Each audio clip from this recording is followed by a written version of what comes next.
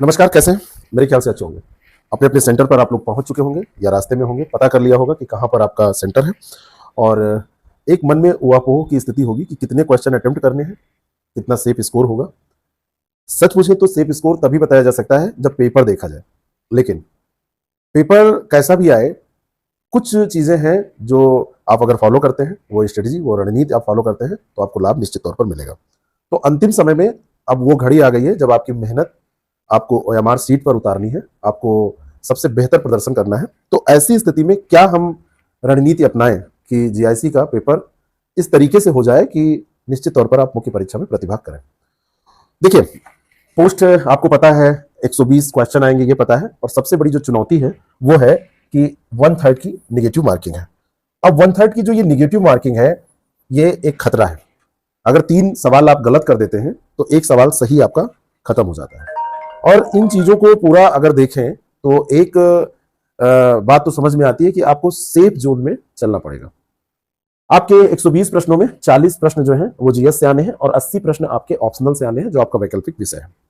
अब पेपर कितना भी कठिन हो, कितना भी सरल हो, ये तो पेपर देखने के बाद और हर विषय में अलग अलग देखने के बाद ये आपको पता चलेगा। लेकिन एक चीज निश्चित है कि किसी भी परीक्षा का कट ऑफ अब बहुत कम नहीं जाता है। आप कट ऑफ जब देखेंगे तो बाद में कट ऑफ जारी होगा तो भले ही आपको लगे कि अरे इतना कम था, जैसे अभी पीसीएस 2024 की बात करें। एक चीज निश्चित है कि आपको एक हाई स्कोर करना पड़ता है, एक अच्छे अंक लाने पड़ते हैं, तो आप अपना बेस्ट परफॉर्म करिए। अब कट ऑफ की बात करें तो मेरा मानना है कि जैसे आप 65% से ऊपर पहुंचते हैं तो आप फाइट में शामिल होने लगते हैं। और अगर आप 70% अंक अर्जित कर लेते हैं तो लगभग श्योर हो जाता है अगर पेपर सामान्य आता है।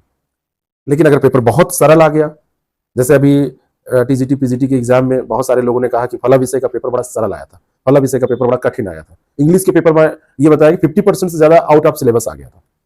तो ऐसे में अभी तो आप नहीं डिसाइड कर सकते। लेकिन अब जीएस के 40 प्रश्नों में, जैसे आपके मैथ्स है या आप ज्योग्राफी के स्टूडेंट हैं, आप हिस्ट्री के स्टूडेंट हैं, तो आपका जो विषय है उसमें तो आप पारंगत हैं, लेकिन इन 40 प्रश्नों का क्या करें। और एक चीज और है कि जो फाइनल स्कोर बनेगा, 40% कम से कम मार्क्स लाने पड़ेंगे सामान्य और ओबीसी कैंडिडेट को, और 35% लाने पड़ेंगे एससी एसटी को।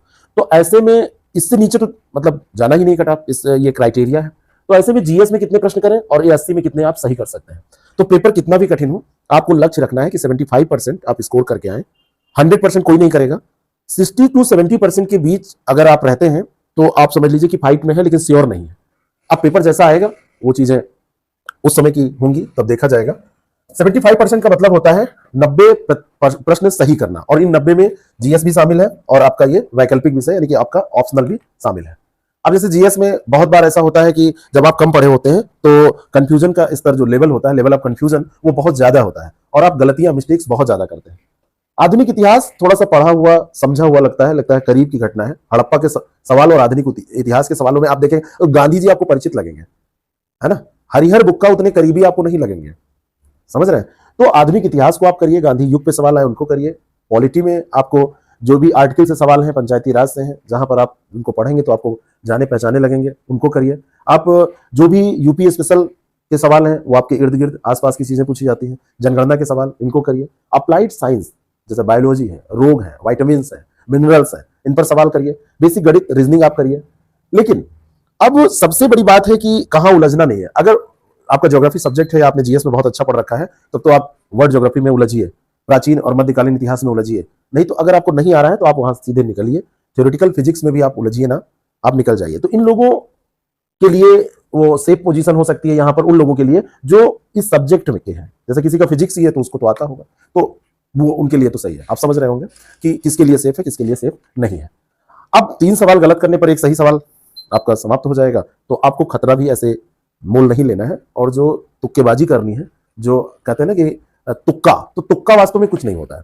आप जब पढ़े होते हैं बचपन से लेके अभी तक कभी, तो आप गैस कर पाते हैं। 2 ऑप्शन में जब लगता है कि ए होगा सही या डी होगा सही, बी होगा या ए होगा सही, तो वहां पर थोड़ा सा आप गैस कर सकते हैं।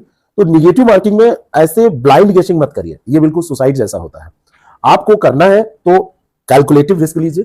कैलकुलेटिव रिस्क का मतलब होता है कि आपने एक राउंड में किया, आपको नहीं आता है, दूसरे राउंड में याद आ गया और लग रहा है कि अब ये है, 2 में कंफ्यूजन था, 2 ऑप्शन में, तो एक को आपने टिक कर दिया।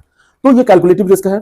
आप डर के पेपर करेंगे तो उतनी ही जितनी जानकारी आपको है उतने में ही आपका स्कोर पता चलेगा, 80 प्रश्नों के नीचे आ जाएगा। अगर सामान्य पेपर है तब की बात करें, कठिन पेपर आएगा तो ये सब कुछ बदल जाएगा। आपको कठिन लग रहा है तो सबको कठिन लग रहा है, तो डर के करेंगे तो उतने ज्ञान में आप 78 क्वेश्चन नेट सही कर पाने में भी आप हो सकता है सफल ना हो, क्योंकि अगर कुल अटेम्प्ट आपने 90 किया, गलत हो गए 9-10 सवाल, 15 सवाल, इतनी अच्छी एक्यूरेसी होती भी नहीं है, तो आपका 78 के आसपास है, 75 के आसपास है, तो इससे तो पास होंगे नहीं अगर पेपर नॉर्मल है तो आपको एक स्मार्ट एग्रेसिव अप्रोच लेके चलना पड़ेगा कि जो अटेम्प्ट है उसको बढ़ाइए। 120 में कम से कम 105 से 115 के बीच में जो भी आपको सुटेबल लगे वो करिए, फालतू के रिस्क मत लीजिए। और ऐसे में अगर आपके 20, 22, 25 सवाल गलत भी हो जाते हैं तब भी आप एक कैलकुलेटिव रिस्क लेके 85 के आसपास, 82, 83 क्वेश्चन, 86, 87 क्वेश्चन, डिपेंड करता है कि क्या होगा, तो आप इतना रहेंगे। और ये जो है एक अच्छी लीड होगी और एक अच्छा स्कोर होगा, सेफ स्कोर कहा जा सकता है, आप मुख्य परीक्षा में प्रतिभाग करेंगे, ऐसा माना जा रहा है। तो ये स्ट्रेटजी बहुत काम की है। ये पूरे पुराने प्रश्नों को एनालिसिस करके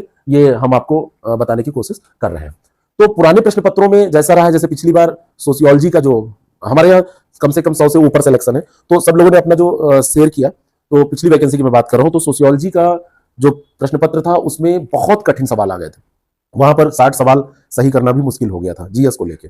अब जीएस में 20 सवालों में कितना, तो कम से कम जीएस के भाई आप सोच रहे हैं कि 40 सवाल हैं तो हम 10 सवाल सही करके आएंगे या 12 सवाल सही करके आएंगे, लेकिन 10-12 सवाल करके आप 10-12 सवाल सही नहीं कर सकते, अटेम्प्ट आपको ज्यादा करना पड़ेगा। तो 20 सवाल करना है, 25 सवाल करना है, 30 सवाल करना है, ये नहीं, जितना मैक्सिमम हो पाए उतना करना है। और ऑप्शनल में आपको सबसे बेस्ट परफॉर्म करना ही है क्योंकि वो आपका सब्जेक्ट। पहले राउंड में आप श्योर शॉर्ट क्वेश्चन को टिक करिए, दूसरे में कैलकुलेटिव रिस्क लीजिए। बिल्कुल थर्ड राउंड में जब आपको लगे कि बहुत कम हो रहे हैं तो कुछ एक आध 2-4 सवालों को कर सकते हैं, फालतू के रिस्क मत लीजिएगा। श्योर शॉट का मतलब होता है जिनका उत्तर 100% पता है, चाहे वो ऑप्शनल के हैं और चाहे वो जीएस के सवाल है। और इसमें कैलकुलेटिव रिस्क वहां पर लेते हैं जहां पर 2 ऑप्शन में आपको कंफ्यूजन होता है। ठीक है, सभी प्रश्नों को अटेम्प्ट करने की कोशिश नहीं करनी चाहिए, क्योंकि यही वो राउंड, ये वही राउंड है, यही वो गेम होता है जहां से आप फेल होंगे या पास होंगे, ये तो आता ही है आपको। इस पर कैलकुलेटिव रिस्क पर जितना आप फोकस करेंगे, जितना कंसंट्रेट होंगे, तो ये स्कोर आपका बढ़ाएगा या घटाएगा। और यहां पर 10-15 सवाल ऐसे होते हैं जो तीसरा राउंड आप पढ़ के देख लीजिए, अगर 1-2 सवाल यहां सही हो जाते हैं तो ठीक है, नहीं तो सब छोड़ दीजिए। ठीक है, तो जीएस या आपका ऑप्शनल है उसमें डिपेंड यही करता है कि पेपर कैसा आएगा, लेकिन उसके बावजूद भी आप मैक्सिमम सवाल सही करने की कोशिश करिए, कभी भी कट ऑफ को कम मान के ना चलिए। ओएमआर को बहुत सही से भरिएगा, जहां पे रोल नंबर लिखना है वहां रोल नंबर लिखिएगा। सेंटर कोड, डिस्ट्रिक्ट कोड बहुत सही से भरिएगा।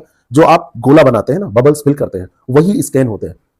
ना आप लिखने में गलती करिए, ना बबल्स को फिल करने में गलती करिए, दोनों चीजें सही होनी चाहिए। कई बार लोग आते हैं कहते हैं कि सर मेरा पेपर तो बड़ा अच्छा हुआ है लेकिन ऐसा हो गया, ये एक्सक्यूज क्या करेंगे देखिए आप। ठीक है, तो आप बुकलेट सीरीज को सही से, खैर बुकलेट सीरीज होती ही नहीं है, रोल नंबर को सही से भरिए, बबलिंग अच्छे से करिए। रफ वर्क के लिए आपके पास जो चीजें होती हैं उनको आप पीछे के पेज होते हैं उन पर आप करिए। कई बार एग्जामिनेशन हॉल में जो आपके इन्विजिलेटर होते हैं वो मना करने लगते हैं, तो उनसे फालतू पंगा मत लीजिए। अगर वो कह रहे हैं कि इस पेपर पे मत लिखो हर जगह, तो आप क्यों टेंशन में पड़ेंगे, मत लिखिए उसको। बात समझ में आ रही है?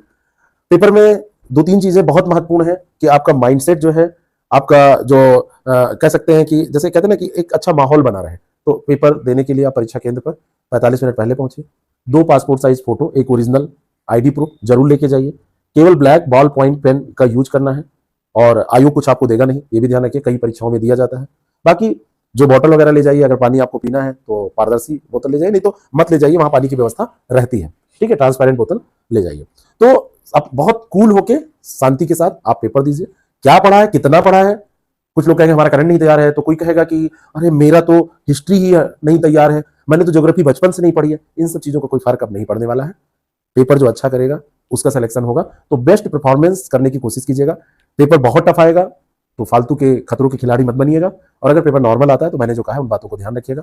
40 के स्कोर में जो जीएस का आपका प्रश्न है, उसमें मैं मानता हूं कि अगर आपको जीएस से बहुत डर लगता है तब भी आपको 20 से ऊपर वहां करना ही है, 25 से ऊपर करना है। और ये जो 80 का स्कोर क्वेश्चन है आपका ऑप्शनल में, तो यहां पर तो आपको कोशिश करनी चाहिए 2-4 सवाल, 5 सवाल जो बिल्कुल अटपटे हैं, उटपटांग है, वो छूटे, नहीं तो पूरा करके आइए। All the very best. आके फिर अपना स्कोर शेयर कीजिएगा, पेपर की एनालिसिस भी हम लोग करेंगे और मुख्य परीक्षा की तैयारी भी करेंगे। Thank you so much.